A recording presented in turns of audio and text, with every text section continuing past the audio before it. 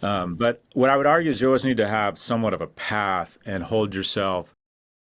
There's no, this kind of you'll find your way. I would say you want to make sure you have a plan. You want to be on getting certification or education or professional experience because time goes fast. And again, and this isn't aspirational, it's just super competitive out there. And especially, there's what I would call a bit of a crisis with young men, and that is 7 in 10 high school valedictorians are girls. There are now in universities in the U.S., it's 60% female, 40% male, which sounds bad, but it gets worse when you think about it. You show up freshman year at university, there's 50% more women, more prone to incarceration, more prone to opioid addiction, more prone to gambling problems. So I would argue, relative to almost every other cohort in terms of the progress they've made the last 20 or 30 years, young males have actually made the least progress. And I think a lot about and coach a lot of young men because I think a lot of them are struggling. I agree. I've seen the same thing. What do you think is one of the root causes? It's a variety of things. My colleague at NYU, Jonathan Haidt, wrote a book called The Coddling of the American Mind, and he said it kind of comes down. He described specifically this epidemic in depression among young people, and he thinks it's driven by two things. And the first is our fault as parents. I don't know. Do you have kids, Brian? I do have kids. Yeah. And he said that our generation engages in concierge or bulldozer parenting, where we use so many sanitary napkins on their life, they don't develop their own immunities. They show up to college with sort of this princess and the pea syndrome, and they get their heart broken or get their first C, and they just literally freak out. And the second is social media, that especially among young girls, boys bully physically and verbally, girls bully relationally, and we've put these nuclear weapons in their hands with this.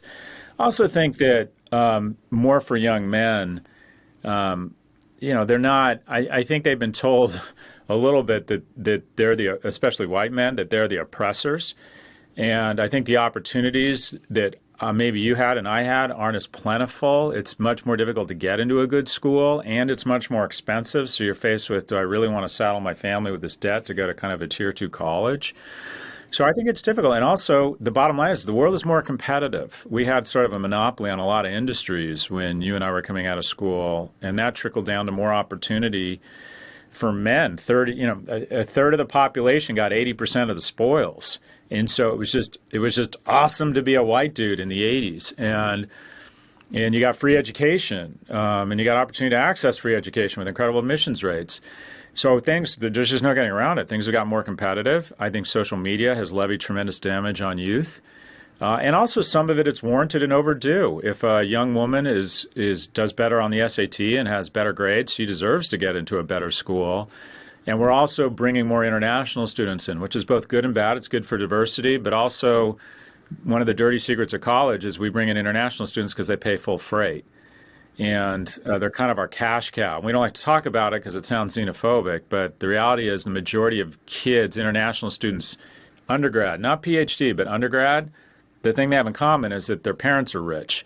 And I wonder if that in concert with this drunk intoxication around exclusivity, where we brag about rejecting 90% of the applicants at universities like the one I work at, NYU, I wonder if that in concert with legacies and wealthy people who can afford incredible tutors and the kind of industrial prep complex, the reality is there's just not a lot of room left for kind of average dudes.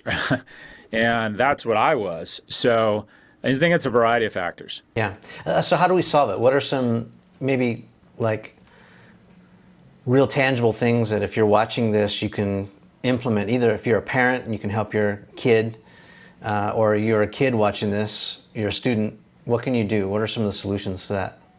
Again, I think it's multidimensional. I think I'll give my political leanings here. I'm a fan of the infrastructure package. I think kids need, poverty is a disease, and 1 in 5 households with children suffer from food insecurity. I just don't, to me, that seems unthinkable in what is supposed to be the wealthiest nation in the world. So this new rescue package is going to, they think, decrease child poverty by 60%.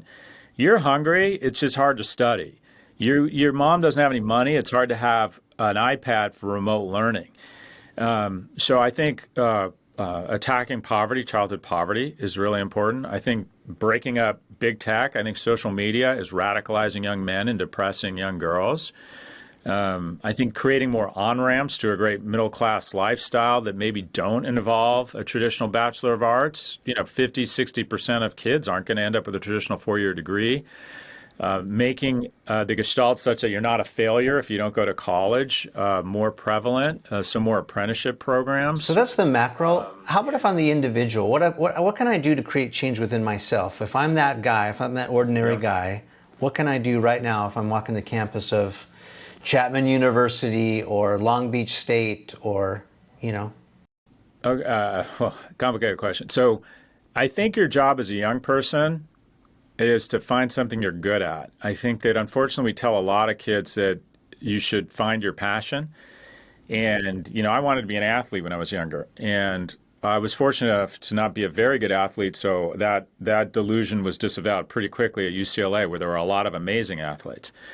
But I think that we train kids on social media and your high school guidance counselor, or at least in college, that you can be anything. And if you don't have a fragrance named after you, you're not a senator. By the time you're 30, you feel as if you failed. So one, I think follow your passion is terrible advice. I think you need to find something you're good at. And your job as a young person is to put yourself in a position where you can find something you're good at. Expose yourself to a lot of different classes, a lot of different opportunities.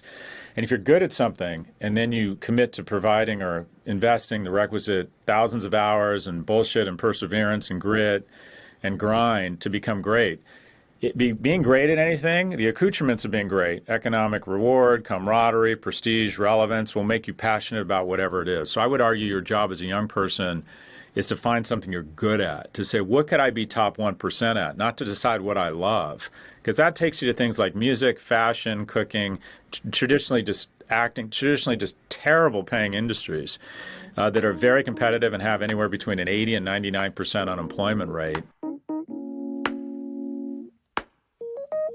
I mean, we were just sitting back, chopping it up, reminiscing about the good old days and all that, tracking my roots.